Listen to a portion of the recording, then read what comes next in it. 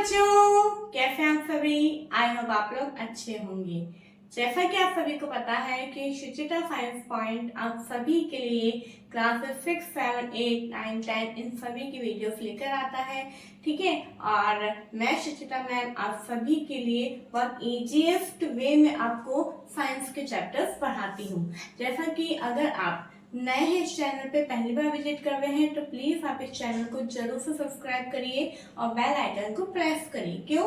क्योंकि तभी आने वाले नोटिफिकेशन आपको मिल पाएंगे। ओके, और जैसा कि आप प्लेलिस्ट में जाके देख सकते हैं कि हमने जो भी पहले प्रीवियस चैप्टर्स हम पढ़ चुके हैं, उन चैप्टर्स को आप प्लेलिस्ट में जाके देख सकते हैं। उनमें आपको पार्ट वाइज वीडियोस मिल जाएंगी। ठीक है, और आज हम इसी के साथ हमारा एक न्यू चैप्टर, जो कि हमारा चैप्टर नंबर 6 है, वो स्टार्ट करने जा रहे हैं, जिसका नाम है रेस्पिरेशन इन ऑर्गेनिजम्स। ओके, यानी ऑर्गेनिजम्स यानी जो हमारे लिविंग बीइंग्स होते हैं, उनके अंदर कैसे रेस्पिरेशन होता है, वो इस चैप्टर के अंदर हम पढ़ेंगे। ओके, रेस्पिरेशन को हिंदी में क्या बोलते हैं बच्चों? रेस्पिरेशन को हिंदी में बोलते हैं श्वसन। आप लिख सकते हैं, रेस्पिरेशन को हिंदी में बोलते हैं श्वसन। ओके, ठीक है। तो रेस्पिरेशन क्या होता है, क्यों जरूरी है रेस्पिरेशन, ऐसा क्या होता है, क्या इसके अंदर रिएक्शन होती है, क्या प्रोसेस होता है, वो हम इस चैप्टर में देखेंगे। ठीक है, तो आइए हम स्टार्ट करते हैं अपना आज का वीडियो। हमारा फर्स्ट टॉपिक है why do we respire. Why do we respire यानी रेस्पायर हम क्यों करते हैं, है ना। Every living organism need energy. हर एक लिविंग ऑर्गेनिज्म को किसकी जरूरत होती है? एनर्जी की जरूरत होती है। अभी जैसे मैं पढ़ा रही हूँ, ठीक है, मैं कुछ बोल रही हूँ, तो अगर मेरे अंदर एनर्जी नहीं होगी तो क्या मैं कर पाऊंगी? नहीं कर पाऊंगी। इस सब काम को करने के लिए भी क्या चाहिए? मुझे एनर्जी की जरूरत चाहिए। ठीक है, अगर जैसे मैंने इतना सारा लिखा है ना, रिटर्न वर्क किया है, तो उसको करने के लिए भी मुझे क्या चाहिए? एनर्जी चाहिए। जब आप देखते हैं हम 2-3 दिन, हम एक भी दिन फास्ट रख लेते हैं, तो हमें क्या आने लग जाती है? वीकनेस आने लग जाती है। हमारे एनर्जी का ग्राफ जो है थोड़ा सा लो हो जाता है। क्यों हो जाता है? इसलिए हो जाता है क्योंकि हम जो है फूड नहीं खा रहे होते हैं। ठीक है, फूड नहीं खा रहे होते हैं, जिससे हमें एनर्जी नहीं मिलती है। आपको ध्यान हो तो 6th क्लास में भी हमने चैप्टर पढ़ा था फूड, है ना। हम क्वेश्चन का आंसर भी लिखते थे, है ना। हमें why do we need food, हमें फूड की आवश्यकता क्यों है?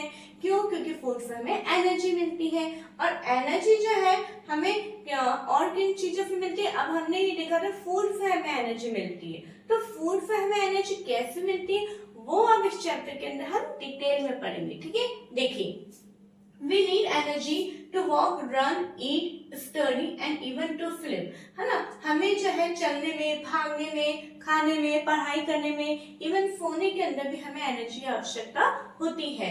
All organisms require to get energy from food। सभी ऑर्गेनिजम्स जो है उनको एनर्जी कहाँ से मिलती?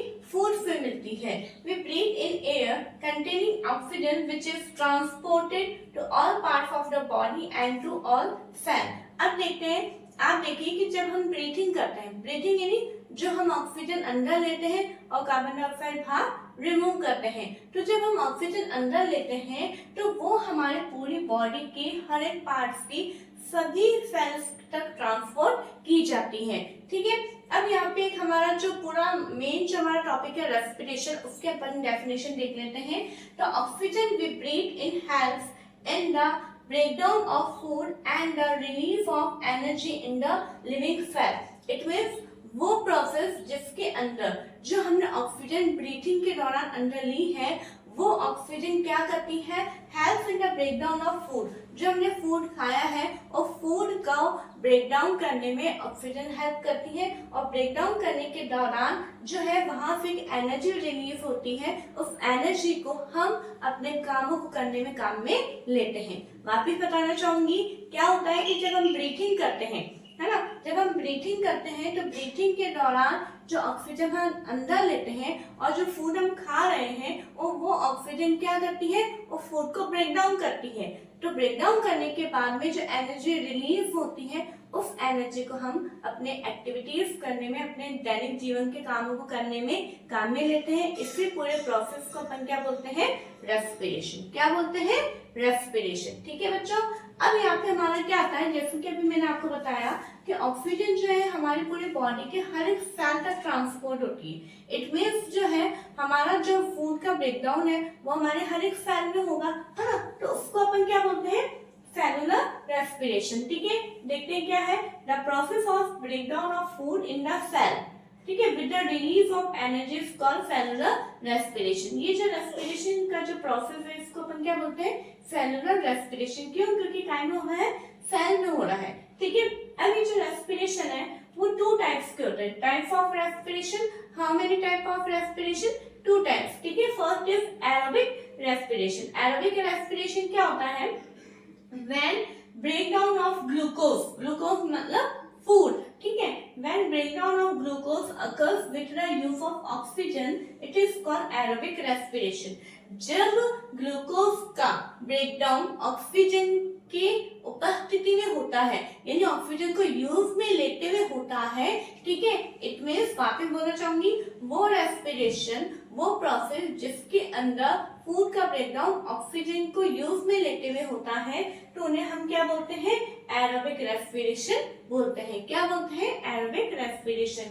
जैसे इसकी इक्वेशन है, ग्लूकोज एरो के पल का in the presence of oxygen, तो क्या बनता है, carbon dioxide, water and energy. ठीक है, जो कार्बन डाइऑक्साइड बनती है, अभी मैंने थोड़ी देर पहले बोला था कि हम ऑक्सीजन अंदर लेते हैं, कार्बन डाइऑक्साइड रिमूव करते हैं, तो ये कैसे हुआ, कहाँ से, अब हमने नॉस्ट्रिल के द्वारा एयर अंदर यहाँ से ली, तो यहाँ पे कोई फिल्टर थोड़ी ना लगा है कि यहाँ से ऑक्सीजन अंदर जाएगी, कार्बन डाइऑक्साइड यहीं से बाहर रिमूव हो जाएगी, ऐसा नहीं होता है। तो अब आपको थोड़ा थोड़ा समझ में आ रहा है क्या हो रहा है, जो ब्रीथिंग के दौरान हम ऑक्सीजन अंदर ले रहे हैं और फूड जो हम अंदर ले रहे हैं, ठीक है, उसके दौरान जो हमारी पूरी बॉडी में दिन भर जो है 24 आवर्स जो है वो ब्रेकडाउन प्रोसेस चलता रहता है। इट मीन्स एरोबिक रेस्पिरेशन हमारी पूरी बॉडी के सेल करती रहती है, तो उसके दौरान हर एक सेल, जैसे कि अपन देखते हैं हमारा बॉडी क्या है, छोटे छोटे सेल से मिलके बना है, तो जैसे मान लो फॉर एग्जांपल एक सेल है, तो इस सेल में से भी रेस्पिरेशन हुआ, इसमें भी रेस्पिरेशन हुआ, इसमें भी रेस्पिरेशन हुआ, ठीक है, तो हर एक सेल में से कार्बन डाइऑक्साइड बाहर रिमूव हो रही है, क्या हो रही है, कार्बन डाइऑक्साइड रिमूव हो रही है। तो ये कार्बन डाइऑक्साइड जो है हमारी बॉडी में से जो है जब निकलती है, तो इस कार्बन डाइऑक्साइड को ही हम बाहर रिमूव करते हैं। ठीक है बच्चों, आई होप आपको समझ में आ रहा होगा। और एनर्जी हम अपने कामों में लेते हैं, और वाटर जो है वो भी हम काम में लेते हैं, जो एक्सेस वाटर होता है वो हमारी बॉडी से बाहर रिमूव हो जाता है। ठीक है, नेक्स्ट टाइप आता है हमारा एनएरोबिक रेस्पिरेशन। ये क्या होता है, बस जस्ट इसका अपोजिट होता है, ये ऑक्सीजन की प्रेजेंस में होता है और ये ऑक्सीजन की एब्सेंस में होता है। When breakdown of glucose occurs without using oxygen, this is called anaerobic respiration. Okay, glucose, इसकी इक्वेशन है ग्लूकोज, एरो के ऊपर लिखा in the absence of oxygen। तो क्या बनता है, देखिए जब ग्लूकोज का अगर ब्रेकडाउन हो रहा है ऑक्सीजन की एब्सेंस में, है ना, यानी इसमें ऑक्सीजन काम में नहीं ली जा रही है, तो उस समय जो है वो कौन सा, तो क्या प्रोडक्ट बनता है, alcohol, carbon dioxide and water.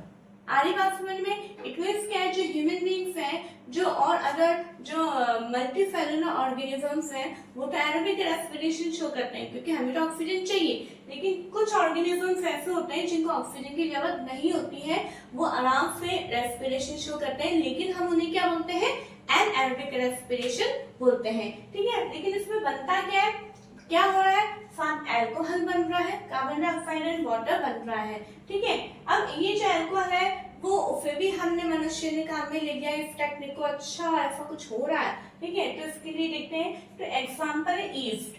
East जो है बच्चों, ठीक है, अब आपसे पूछा जाए कि एनएरोबिक रेस्पिरेशन कौन शो करता है, तो आपका आंसर होगा ईस्ट एंड सम बैक्टीरिया। ठीक है, yeast respire anaerobically and during this process yield alcohol.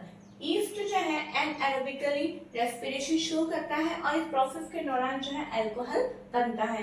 They are therefore used to make wine and beer. अब आप देख रहे हैं कि जब ये अल्कोहल बना रही है, जब ईस्ट जो है अल्कोहल बना रहे हैं, तो अल्कोहल बनाने के लिए इनको ईस्ट को जो है क्या बनाने में काम में ले लिया है, वाइन एंड बियर। क्योंकि आप सभी को पता है वाइन एंड बियर भी क्या होते हैं, अल्कोहल ही होते हैं। ठीक है, और अदर एग्जांपल एनारोबिक के क्या है, बैक्टीरिया। ठीक है बच्चों, तो आई होप आपको इतना समझ में आया होगा। आप प्लीज इसका स्क्रीनशॉट ले लीजिए, इसके नोट्स लिख लीजिए, आगे का टॉपिक हम देखते हैं। ओके,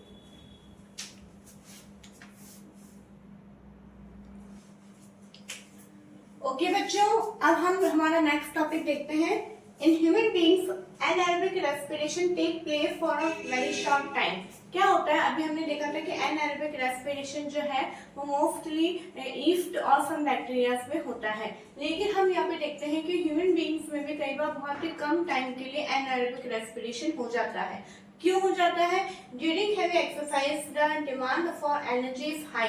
जब हम बहुत ज्यादा हैवी वर्क कर लेते हैं तो एनर्जी की डिमांड बहुत ज्यादा हो जाती है, ठीक है, but the supply of oxygen to produce the energy is limited. परंतु क्या होता है कि जो ऑक्सीजन जो होता है उसकी सप्लाई जो होती है उसके कम होने के कारण एनर्जी भी कम पहुंच पाती है ना। Then anaerobic respiration take places. अब ऐसी कंडीशन में जब ऑक्सीजन पूरी नहीं पहुंच पा रही है तो वहां पे रेस्पिरेशन तो होना है, तो कौन सा होगा? एनारोबिक होगा, ऑक्सीजन की एब्सेंस वाला रेस्पिरेशन होगा, ठीक है। In the muscle cell to fulfil the demand of energy. आगे बात समझ में, क्योंकि वहां पे ऑक्सीजन पूरी नहीं पहुंच पा रही थी तो जिसके कारण एनर्जी नहीं मिल पा रही थी, तो वहां पे एनर्जी को लेने के लिए एनारोबिक रेस्पिरेशन हो रहा था, जिसके कारण वहां पे एनर्जी को हम फुलफिल कर रहे थे, ठीक है। तब देखिए, अब इसमें क्या होता है, जब मसल्स के अंदर ग्लूकोज का ब्रेकडाउन होता है in the absence of oxygen, तो क्या बनता है? लैक्टिक एसिड बनता है। क्या बनता है? लैक्टिक एसिड बनता है और एनर्जी बनती है। अब the accumulation of lactic acid causes muscle cramp. ये बहुत इंपॉर्टेंट है क्योंकि कई बार हमारे जो होते हैं मसल्स क्रैम्प या काफ मसल्स में मोस्टली ज्यादा होते हैं, हमारे दिमाग में क्वेश्चन आता है कि ऐसा क्यों हो गया है, मसल्स क्रैम्प यानी पायटे आना। ओके, तो ये मसल्स क्रैम्प जो है लैक्टिक एसिड के बनने के कारण होता है, ठीक है। We get relief from cramps after hot water bath और मसाज। और ये जो क्रैम्प आते हैं हमारे, उससे हमें कैसे रिलीफ मिल सकता है? या तो हम गर्म पानी से हमें बाथ लेना होता है या फिर हमें मसाज करनी होती है उस बॉडी पार्ट की जहाँ पे क्रैम्प आया है, तो उससे हमें रिलीफ मिलता है। तो क्यों मिलता है ऐसा? It improve circulation of blood. ये जो हम मसाज करते हैं, जो हॉट वाटर बाथ लेते हैं, वो हमारे ब्लड के सर्कुलेशन को इम्प्रूव करता है। As a result the supply of oxygen to the muscle cell increase. और जिसके कारण क्या होता है, जो मसल की सेल्स होती है उसमें ऑक्सीजन की सप्लाई इंक्रीज हो जाती है। The increase in the supply of oxygen result in the complete breakdown of lactic acid into carbon dioxide and water. और जब ऑक्सीजन वहां पे पूरी पहुंचती है तो वो ऑक्सीजन क्या करती है, उस लैक्टिक एसिड को ब्रेक डाउन करती है काय में? कार्बन डाइऑक्साइड एंड वाटर में, ठीक है बच्चों। तो इससे हमें आगे पता चलता है कि हमारे क्रैम्प क्यों आते हैं।